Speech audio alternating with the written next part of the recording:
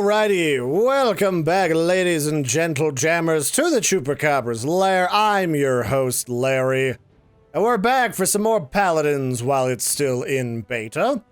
We're currently having the Halloween event, or the October event, which is less of an actual event and more just, hey, you can buy Halloween skins for a limited time. They got things like Pumpkin Bomb King, you got Raven Strix, or you've even got a Scarecrow version of Maldamba. If you actually want some of these, you're gonna have to purchase some loot chests, which is why I'm not really so keen on how Hi-Res Studios has been doing a lot of their skin stuff. But no matter, we're here today to check out some more champions. I figure I should probably do that before they have yet another new character out. And I think we might try doing Seris, then maybe later I'll do some Talus. We'll check out Willow, who is the most sadistic character I think I've ever seen in my life. I mean, there's a whole bunch of characters that, as you can see, I have literally not even touched once, including like Makoa and Strix. But either way, I think we're going to check out Seris today. We're going to start out with her anyway. And Seris is a magical soothsayer. She's a seer. That's why she's got a blindfold over her face. That usually either means they're actually blind, or they have crazy magic mind vision, where you don't actually need your eyeballs. So they usually just, turn them into necklaces or something. And she's an interesting healer support. She's a bit of a firecracker, because she has a singular heal. I think I just said heal. I don't think that's an actual word, but she has a singular heal called Restore Soul, where she uses the magical crystal in her right hand to inject soul essence into people to keep them alive, which can do between 2,000 to 3,000 healing to a single person over 2 to 3 seconds, which is a lot. And she's what I would call a really good main tank healer. So if you're playing like a payload map, or you're playing a capture the whatever map, then if you have one person taking a lot of damage, she's going to be a great pick. Otherwise, she's going to suffer a little bit. But what she lacks in actual healing utility, she more than makes up for in her offensive capabilities.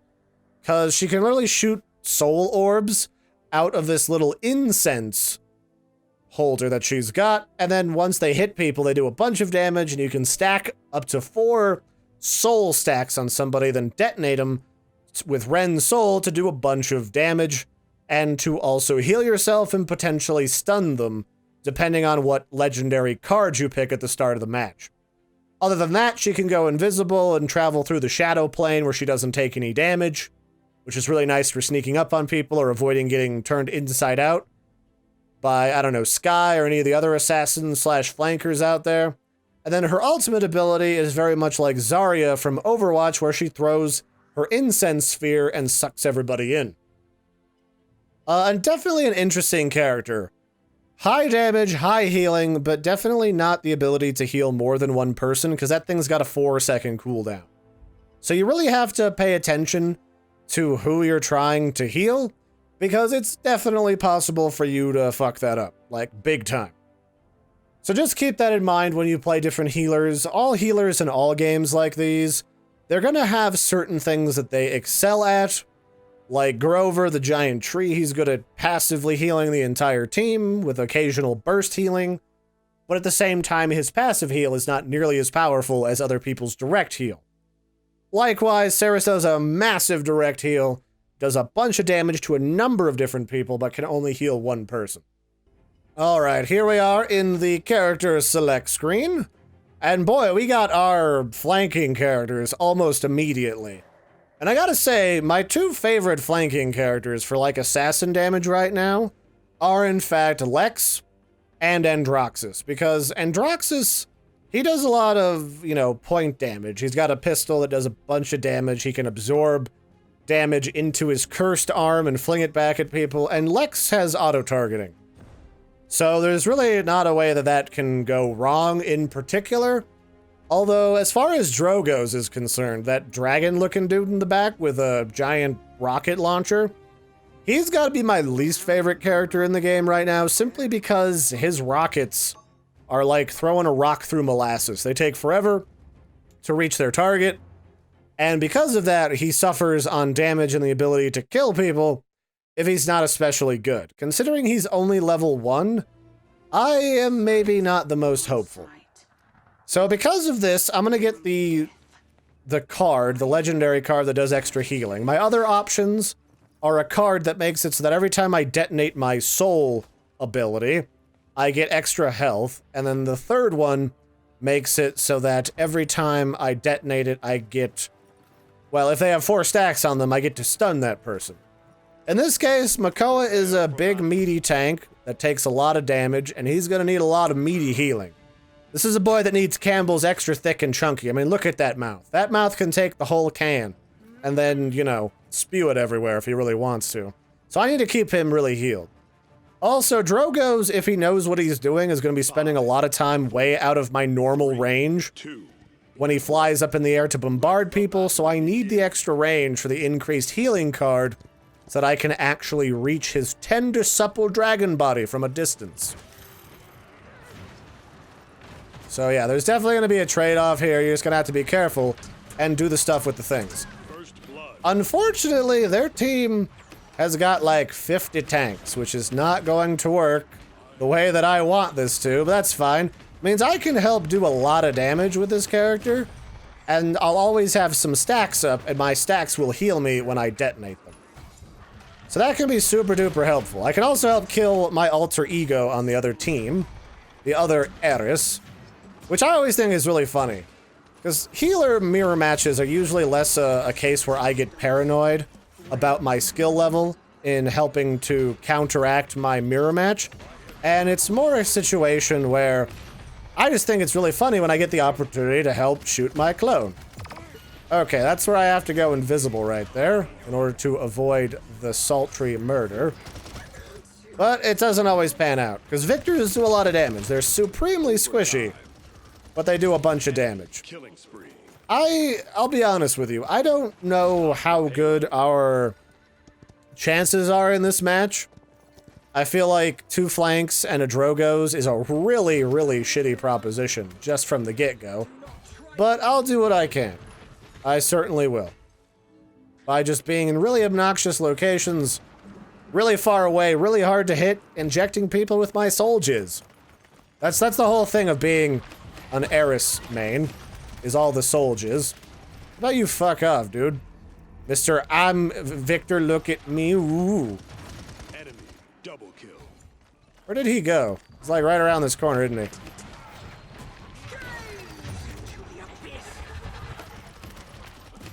Well, I won't kill him, but I'll do a shit ton of damage to him. Unfortunately, since I don't trust our Drogos that much, I am not going to assume that my pull ability is going to have much effect on anybody at all. Nope, you're not gonna do anything to me, you dirty son bitch. Mr. Victor with your Russian missiles and grenades and junk.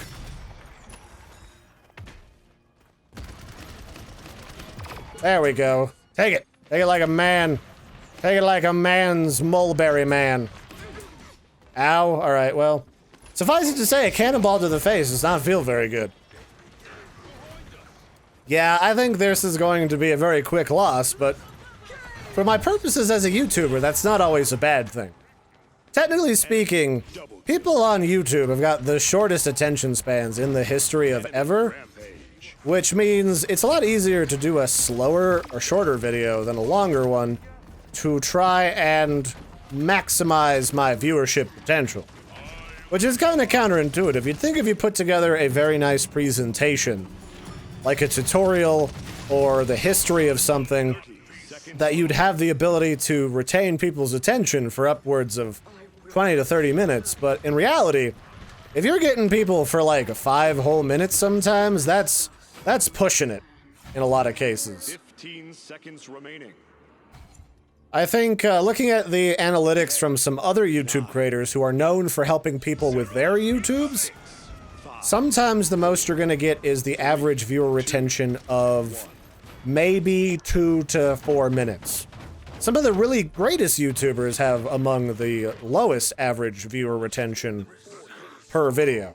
Mine averages between 2 to 6 minutes, which is actually pretty good. Funny enough, even my tutorial channel, where I know a lot of people watch the hell out of them, those ones tend to only do the exact same. So I don't really know. And I try to keep those as short and to the point as possible, so there you have it. In 15 seconds. You know, I don't know how much I saw Lex that match. He must be getting his pants kicked in. Lex kind of suffers from not being able to do a ton of damage to 2 tanks. But if he can kill their Seris, we can really shut down their push. Because with 2 tanks, they are lacking in the damage department in a very big way.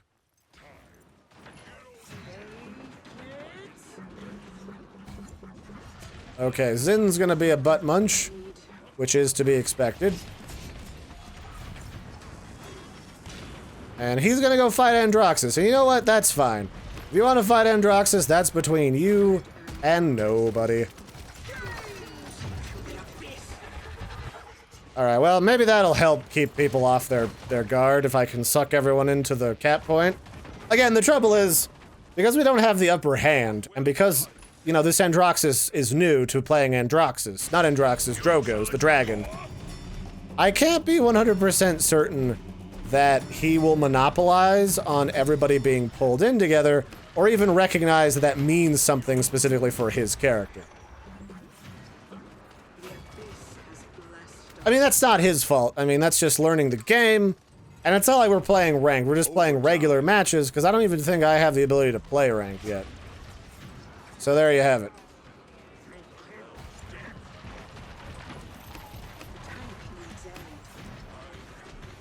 Alright, I just gotta try and keep people alive. We might actually be able to get this if we're careful and smart about everything.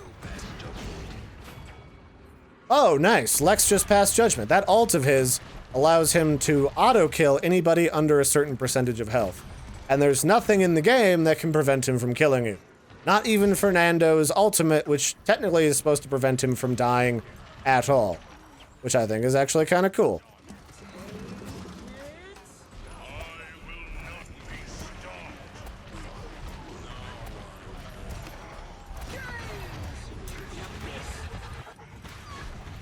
Alright, it looks like the enemy Seris has got the same problem I do. She doesn't really have a group of teammates that are built to take advantage of sucking people in. However, Torvald, that guy is shooting little blasts at us right now, he's got the ability to knock everybody off the edge in this game. And I guarantee you, in a moment or two, that's exactly what he is going to do. He is going to try and knock us all off a cliff's edge in order to kill us. Which is gonna really, really suck in like 2 shakes of a lamb's tail. Especially because nobody's keeping me alive and taking care of their victor. So the thing that makes Drogos a really weird character, that dragon guy, is his ultimate. He lights himself on fire and jihads into somebody's face to try and kill him. And while it kills him instantly, it's guaranteed to kill at least 1 character. Holy crap, is it weird to control. Like, and you can fuck it up. Like, if you barely clip somebody, you can actually mess it up completely and waste the entire ultimate. Well, let's just suck everybody in. Yeah, you're not so tough now, are you, Victor, when you're being sucked down to my level? Mr. Fancy Man with your gun from the future. Sorry, do I sound salty and butthurt about that? Maybe just a little. Maybe just a little bit. Because my fanny's literally been filled with magical bullets this whole game, thanks to him.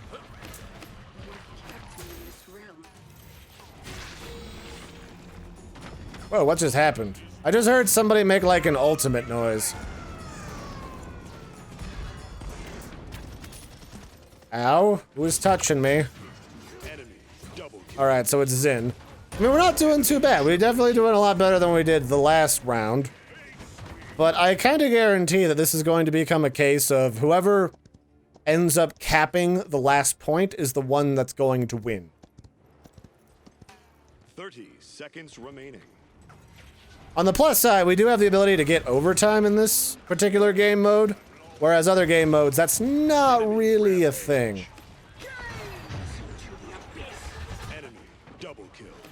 15 seconds remaining. 10, 9, 8, 7, 6, 5, 4, 3, 2, 1. Alright, I'm just trying to... I got quiet there for a minute. There's a reason for that. It's because I was trying to focus. But then a giant tortoise stuck his anchor in my ass, and that didn't really work out like I had planned it would. Alright, well... legitimately weirder things have happened in this game, I will say. Killing spree. Oh, darn it. I mean, again, at least we did better to capture it that time. I really think you should be able to win this game mode by defending, but the maximum number of points you can get by defending in this game mode, if you've capped at least once, like captured the actual objective, not, you know, gotten it all the way to the end and gotten 2 points in a round, but 1, the most you can get by defending is 3 points. After that, whoever gets the last cap wins, which I think is bullshit. I think if somebody's coming from behind and fucks it up, you should be able to win by just being smart and being defensive. That said, I can certainly understand why that sort of a tactic would be bad and could easily be abused, because a lot of characters in this game are so tanky that they could potentially turtle, pardon the pun, until the end of the match and completely countermand anything people are trying to do, and that would legitimately be a lot of bullshit. Okay. Hey, buddy.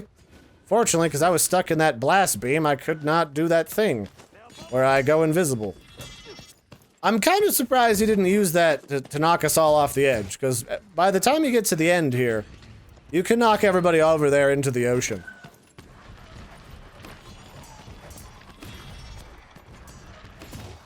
Stop the payload. Alright, I think we might be boned at this point, but that's fine. I mean, again, this isn't ranked matches. These are just quick plays where you just dick around with people, and there's nothing crazy to say about it from there.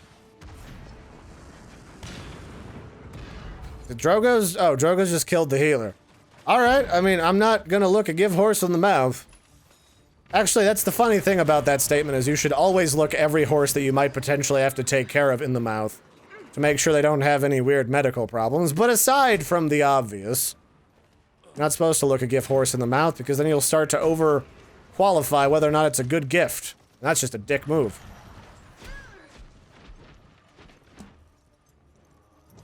Alright, somebody's clearly coming to try and kill me, so I'm gonna try to stop that. Wonder if I can suck people off the edge. That's probably a thing that I can do.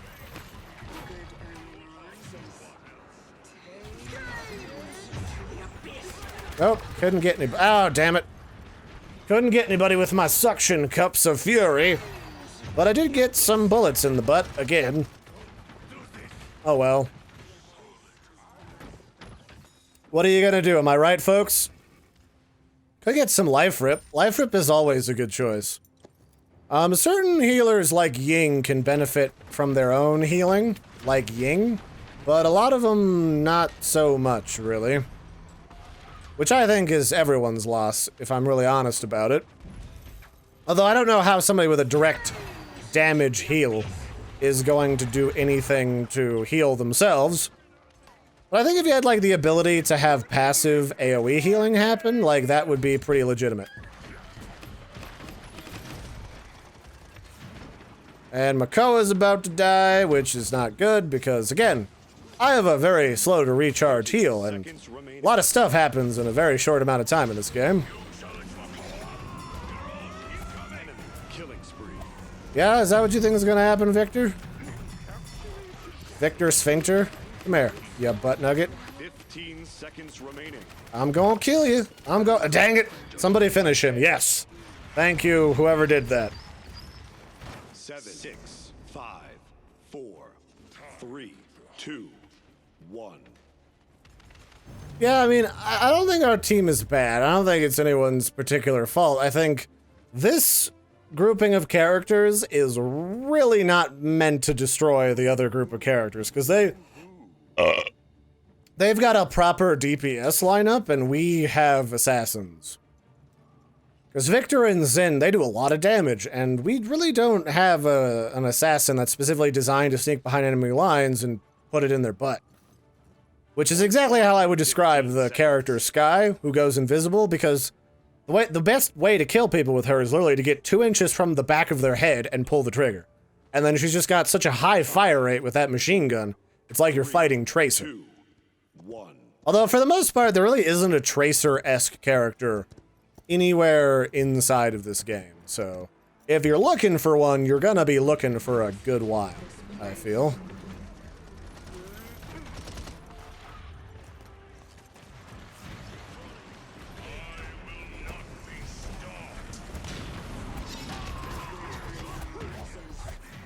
Alright, actually, being a sneaky butthole and going behind enemy lines to kill people is working out remarkably well. Who would have guessed? Alright, I'll take it. Then I will go ahead and be a complete douchebag to Victor. Because why not?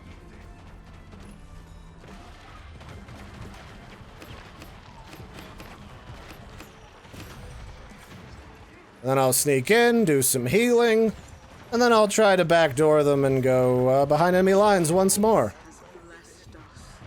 Actually, we're gonna win this if we keep this up. Hell yes!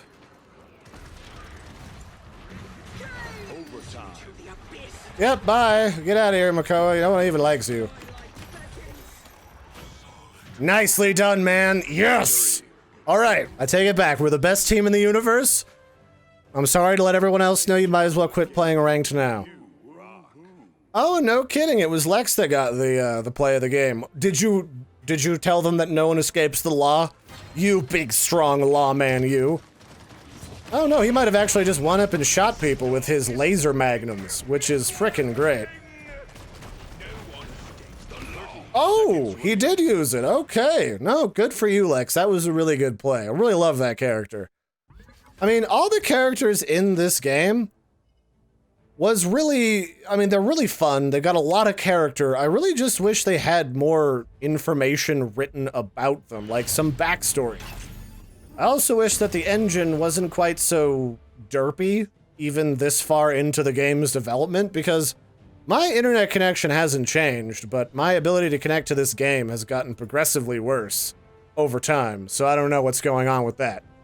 But yeah, that is, in a nutshell, Seris. She is a very weird character to play. She's not your typical healer. You heal, and then while your heal's on cooldown, you try to kill somebody.